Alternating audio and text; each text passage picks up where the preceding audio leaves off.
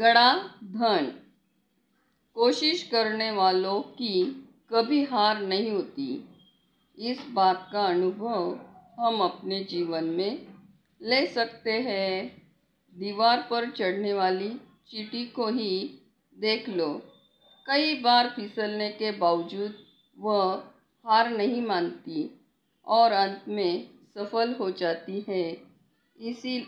इसीलिए जीवन में प्रयत्न और मेहनत से कभी मुंह नहीं मोड़ना चाहिए।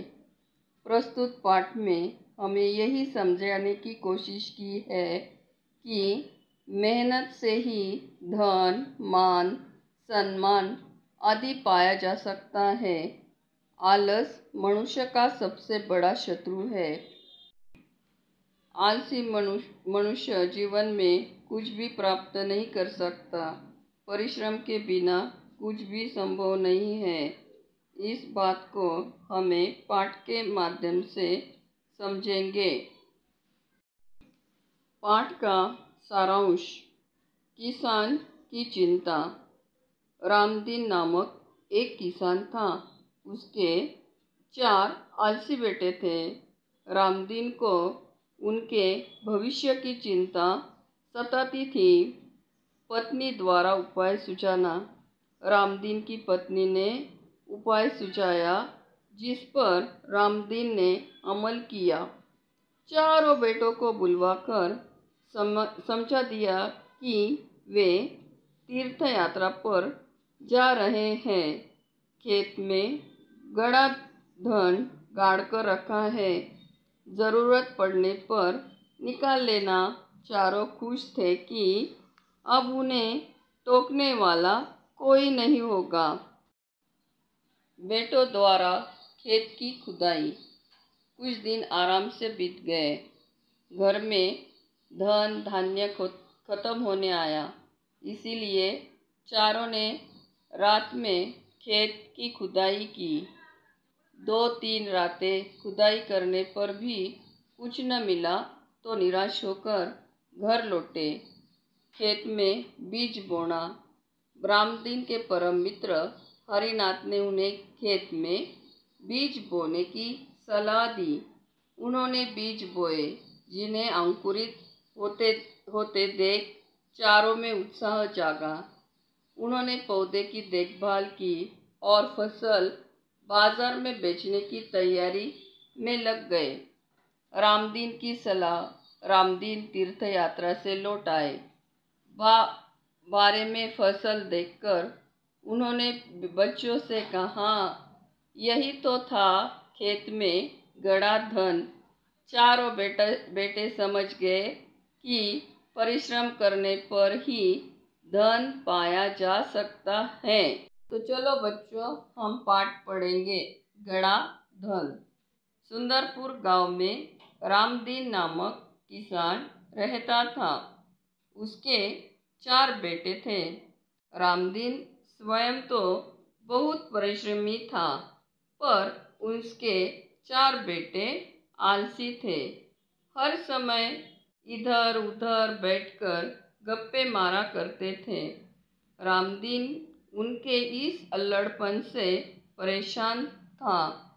उसे हमेशा बेटों के भविष्य की चिंता सताया करती थी। वह दिन रात यही सोचा करता था कि बेटे अपना पेट कैसे पालेंगे। एक रात वह इन्हीं विचारों में खोया था। तभी उसकी पत्नी ने झिझकते हुए उसे एक उपाय सुझाया। उपाय सुनकर वह कुछ देर सोचता रहा, फिर एकाएक खुशी से उछल पड़ा। अगली सुबह रामदीन ने अपने 4 बेटों को बुलवाकर कहा, मैं और तुम्हारी माँ अब बूढ़े हो गए हैं। हम दूर तीर्थ यात्रा पर जा रहे हैं।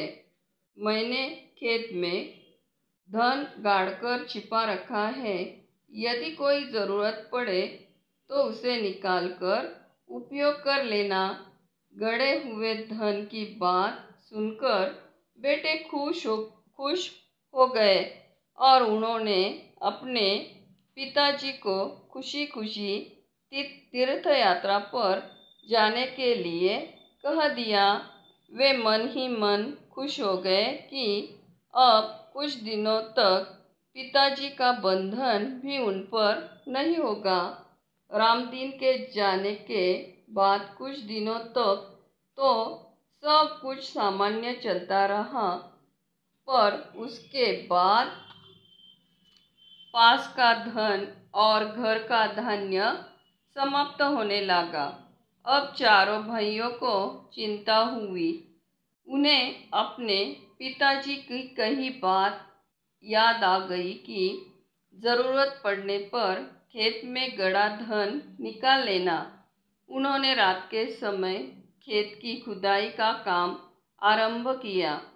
वे 2-3 रातें खेत को खोदते रहे, पर कहीं भी उन्हें गड़ा हुआ धन नहीं मिला। रात के परिश्रम से वे बहुत थक गए थे। जब सुबह बहुत निराश और हताश होकर वे चारों अपने घर लौट रहे थे, तब रामदीन के परम मित्र हरिनाथ ने पूछा, तुम सब थके हुए क्यों हो? कारण जानने के बाद हरिनाथ ने उन्हें उन चारों को सलाह देते हुए कहा, तुम लोगों ने खेत तो खोद ही लिया है, अब उनमें बीज बो दो। चारों भाई के उदास चेहरों पर खुशी की लहर दौड़ गई। उन्होंने हरिनाथ के कहे अनुसार ही किया। खेत में नन्हे नन्हे अंकुर निकल आए। उन चारों के मन में उत्साह जाग गया। वे निराई गुड़ाई करने लगे। फसल बहुत अच्छी हुई।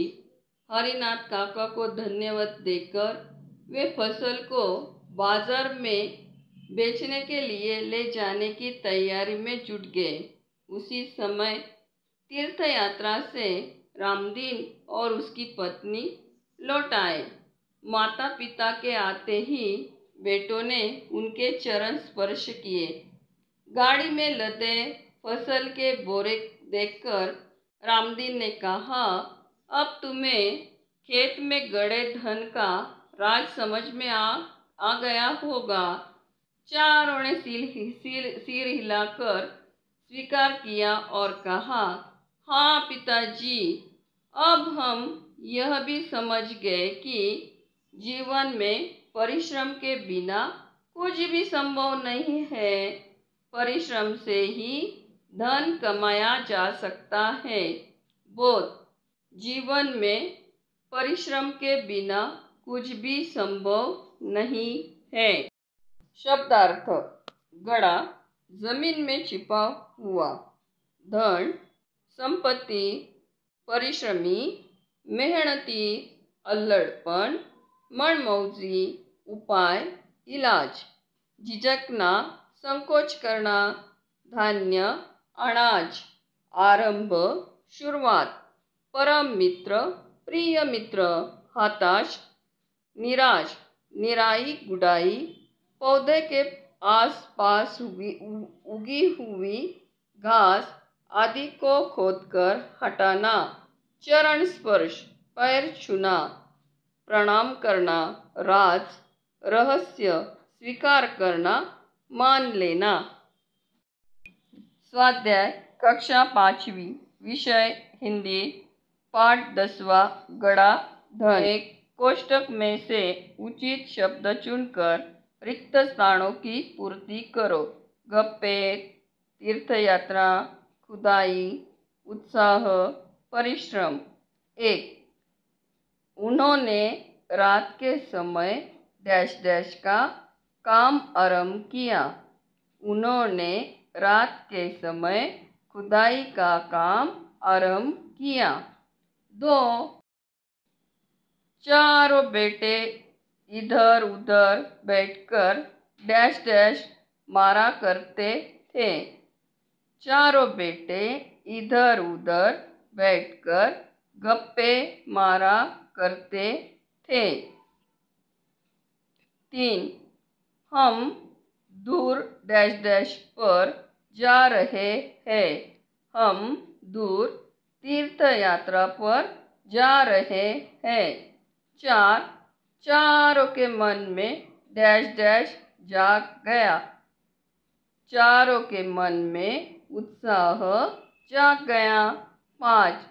जीवन में डैश डैश के बिना कुछ भी संभव नहीं है। जीवन में परिश्रम के बिना कुछ भी संभव नहीं है। 2. दिए गए पर्यायों में से उचित उत्तर चुनकर लिखो। 1. रामदीन बेटों के झगड़ालूपन से परेशान था। ब. कायरपन से परेशान था। क. अल्लड़पन से परेशान था। उत्तर: रामदीन बेटों के अल्लड़पन से परेशान था। 2.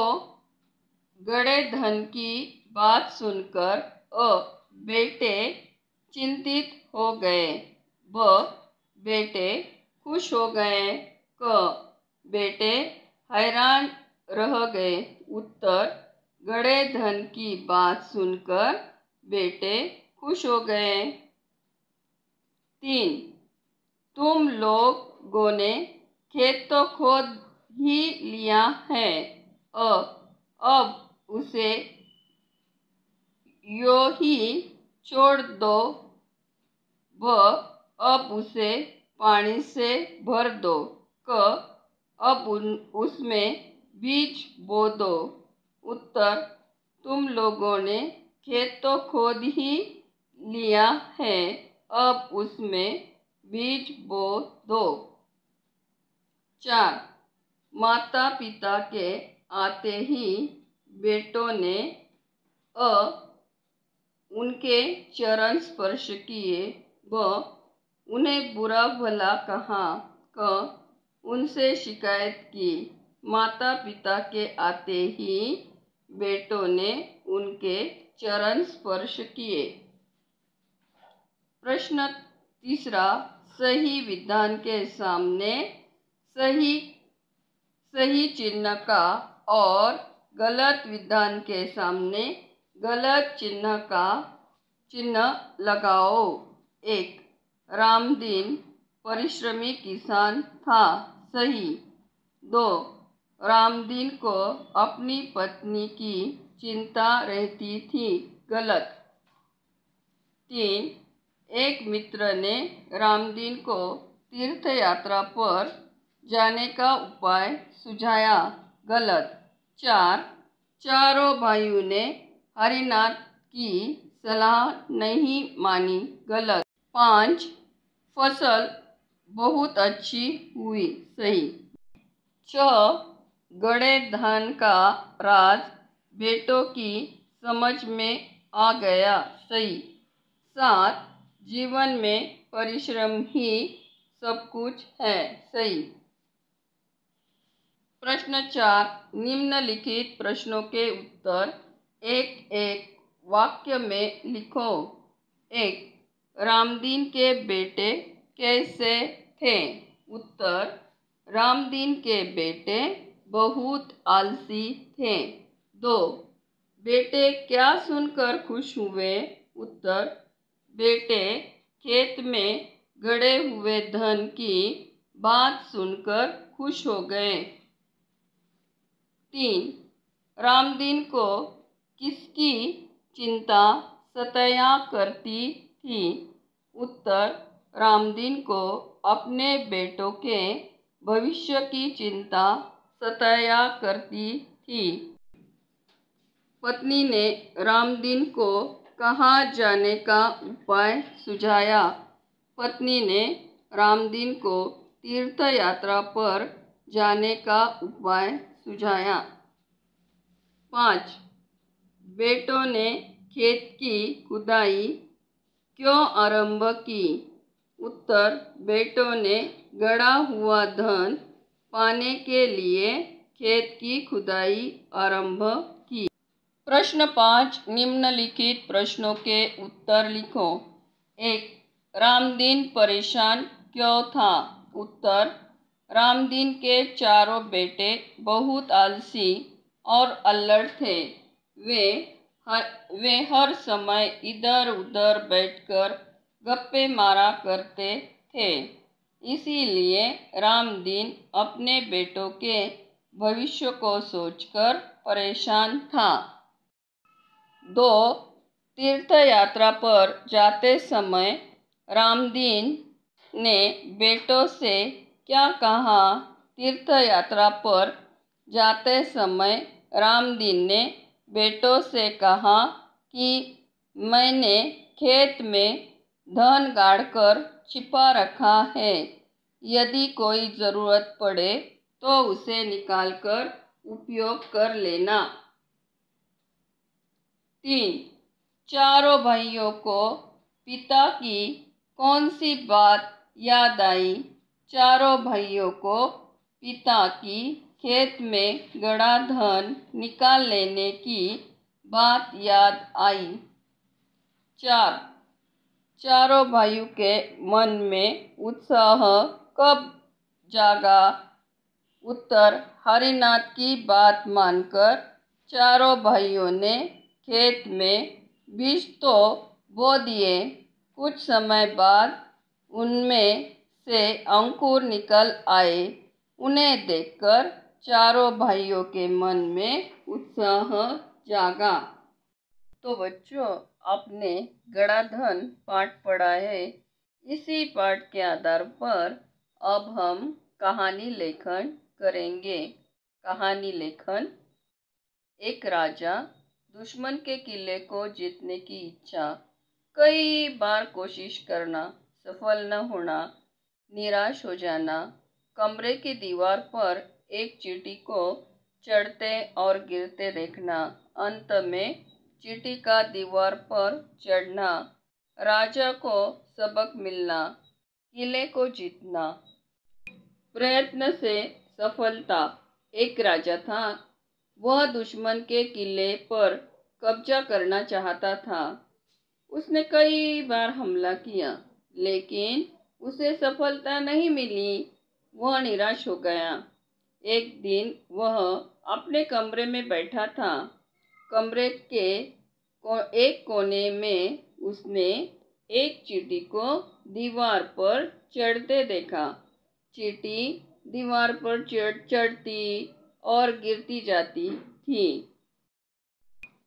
वह फिर चढ़ती और फिर गिर जाती, लेकिन उसने कोशिश नहीं छोड़ी। अंत में चींटी दीवार पर चढ़ने में सफल हो गई। राजा को चींटी से सबक मिला। उसने फिर पूरी ताकत से किले पर धावा बोल दिया। इस बार दुश्मन का किला उसके हाथ में आ गया। सचमुच प्रयत्न करते रहने से सफलता अवश्य मिलती है। अब हम कुछ फूलों के और फलों के नाम सीखेंगे। केला, अमरूद, अंगूर, कीवी, सेब, आम, पपीता, संतरा, स्ट्रॉबेरी, तरबूज। अब हम कुछ फूलों के नाम सीखेंगे। कमल, गुलबहार, नलिनी, गुलाब, चमेली, गेंदा, सूरजमुखी, गुड़हल। तो बच्चों, आज हम लिंग और लिंग के भेद के बारे में सीखेंगे। लिंग। लिंग का शाब्दिक अर्थ है चिन्ह अथवा पहचान। जैसे मोर नाच रहा है, चिड़िया पेड़ की डाली पर बैठी है, राम बैठा है, सीता बैठी है। जैसे कि मोर राम पुल्लिंग है और सीता और चिड़िया स्त्रीलिंग है। लिंग किसे कहते हैं? लिंग शब्द का वह रूप जो पुरुष जाति या स्त्री जाति का बोध कराता है उसे लिंग कहते हैं। लिंग के भेद। लिंग के दो भेद हैं, पुल्लिंग, स्त्रीलिंग। पुल्लिंग जिस शब्द से पुरुष जाति का बोध होता है उसे पुल्लिंग कहते हैं, जैसे घोड़ा, बालक, आदमी, शेर, चूहा, बंदर आदि। स्त्रीलिंग जिस शब्द से स्त्री जाति का बोध होता है उसे स्त्रीलिंग कहते हैं, जैसे गाय, बालिका, शेरनी, औरत, बंदरिया, अध्यापिका आदि। लिंग किसे कहते हैं? सही उत्तर चुनिए। क शब्द के उस रूप को जो पुरुष जाति अथवा स्त्री जाति का बोध कराता है। ख शब्द के उस रूप को जो शब्द के अर्थों को दर्शाता है। ग शब्द के उस रूप को जो लिंग को वचन में परिवर्तित करता है। घ इनमें से कोई नहीं। उत्तर क शब्द के उस रूप को जो पुरुष जाति अथवा स्त्री जाति का बोध कराता है। लिंग के कितने भेद होते हैं? क 3, ख 5, ग 6, घ 2। उत्तर घ लिंग के 2 भेद होते हैं। शेर शब्द है। क पुल्लिंग, ब स्त्रीलिंग। उत्तर क पुल्लिंग। चित्र शब्द है। क पुल्लिंग, ब स्त्रीलिंग। उत्तर क पुल्लिंग। पढ़ाई शब्द है। क पुल्लिंग, ख स्त्रीलिंग। उत्तर ख स्त्रीलिंग। नदी शब्द है। क पुल्लिंग, ख स्त्रीलिंग। उत्तर ख स्त्रीलिंग। सदा पुल्लिंग रहने वाले शब्द। 1 देशों के नाम। 2 पर्वतों के नाम। 3 महाद्वीपों के नाम। 4 दिन तथा महीनों के नाम। 5 ग्रहों के नाम। 6 धातुओं के नाम। 7 वृक्ष या अनाजों के नाम। सदा स्त्रीलिंग रहने वाले शब्द। 1 नदियों के नाम। 2 तिथियों के नाम। 3 नक्षत्रों के नाम। 4 भाषाओं के नाम। कुछ शब्द सदा पुल्लिंग स्त्रीलिंग होते हैं। शारीरिक अंगों के नाम। पुल्लिंग हाथ, पाँव, नाखून आदि। स्त्रीलिंग आँख, नाक, जीभ, ठोड़ी, उंगलियां आदि। अन्न के नाम। पुल्लिंग गेहूँ, चावल, चना, मटर, बाजरा आदि। स्त्रीलिंग मकई, ज्वार आदि। पेड़ों के नाम। पुल्लिंग आम, नीम, अशोक, पीपल, बरगद आदि। स्त्रीलिंग लीची, नाशपाती, नारंगी, सूरजमुखी आदि। लिंग परिवर्तन। पुल्लिंग स्त्रीलिंग। ऊंट, ऊंटनी। कुत्ता, कुतिया। चाचा, चाची। छात्र, छात्रा। ताऊ, ताई। दर्जी, दर्जीन। देव, देवी। धोबी, धोबीन। नौकर, नौकरानी। पड़ोसी, पड़ोसन। पति, पत्नी। पिता, माता। पुजारी, पुजारिन। पुरुष, स्त्री। पुत्र, पुत्री। पंडित, पंडिताइन। फूफा, बुआ। बछड़ा, बछिया। बंदर, बंदरिया। बादशाह, बेगम। बालक, बालिका। बैल, गाय। भाई बहन, मर्द औरत, माली मालिन, मुर्गा मुर्गी, मोर मोरनी, मौसा मौसी, राजा रानी, लेखक लेखिका, शिक्षक शिक्षिका, शेर शेरनी, ससुर सास, साथी साथीन, सांप सापिन, हाथी हाथिनी, हिरन हिरनी हिरनी, चाचा चाची, दादा दादी, नाती नातिन, नाना नानी।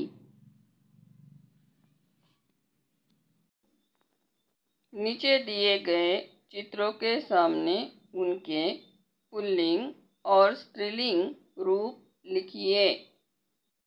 धोबी पुल्लिंग, धोबिन स्त्रीलिंग, अध्यापक अध्यापिका, सांप सापिन, चिड़ा चिड़िया, बकरा बकरी, चूहा चूहिया।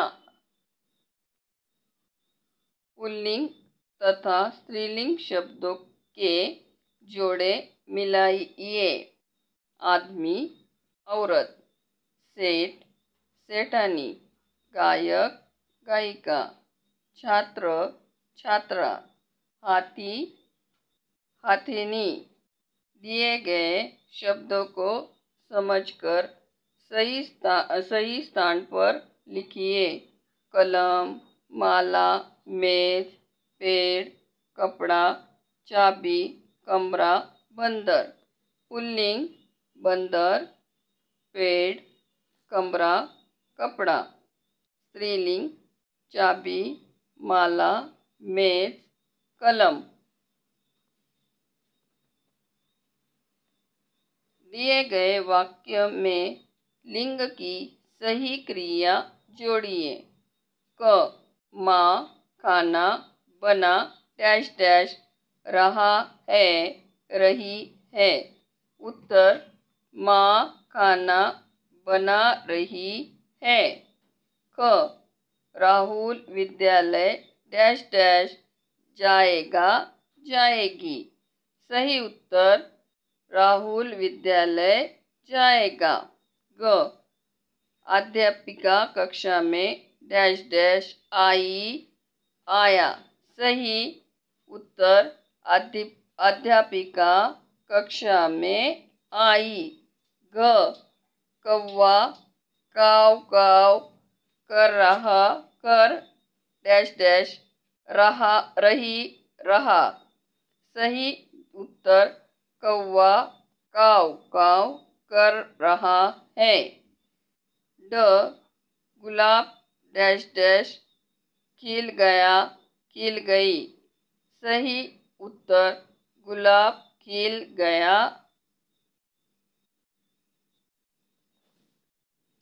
नीचे दिए गए दीपावली के दृश्य को देखिए और इनमें दिखने वाली सभी चीजों व व्यक्तियों के नाम सही लिंग के नीचे लिखिए। पुल्लिंग दादा पिता लड़का लड्डू घर फ्रिज। स्त्रीलिंग दादी माता मिठाई लड़की मूर्ति तस्वीर।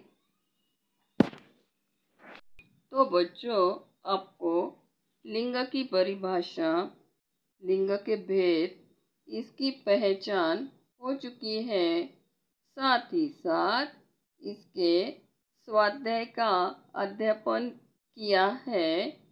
इसे अपने कॉपी में लिखो और दोहराओ। धन्यवाद।